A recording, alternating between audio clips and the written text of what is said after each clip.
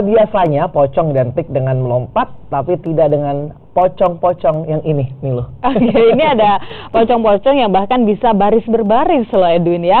Dan para pocong ini ternyata ambil bagian dalam lomba gerak jalan unik yang setiap tahun digelar untuk memperingati Hari Ulang Tahun Kemerdekaan Republik Indonesia di Kabupaten Kolaka, Sulawesi Tenggara. Jika biasanya pocong identik dengan melompat, tapi tidak dengan pocong yang ini. Pocong-pocong ini bahkan bisa baris berbaris.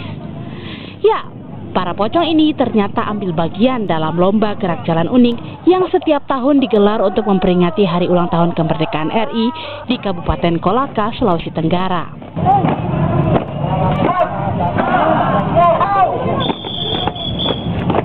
Beragam gaya dan kostum ditampilkan para peserta. Bahkan ada pula yang mengenakan seragam SMA hingga kostum hantu dan vampir sebagai kostum gerak jalan. Tak hanya diikuti orang dewasa, mulai dari anak-anak hingga lansia ikut meramaikan lomba ini. Bagi sebagian peserta, lomba gerak jalan ini juga syarat pesan untuk pemerintah. Persiapannya cuma kurang lebih 4 hari. 4 hari? Iya, 4 hari. Kalau bahan apa ini, pakaian yang disiapkan ini seperti apa ini?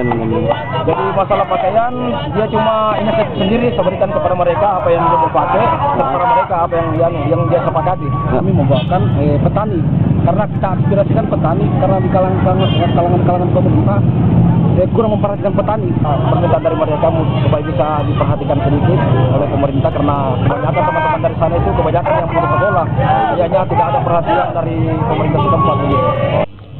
Di usia kemerdekaan yang ke-72, para peserta ini berharap pemerintah Indonesia bisa semakin berperan memperhatikan rakyatnya. Tim Liputan Kompas TV, Kolaka, Sulawesi Tenggara.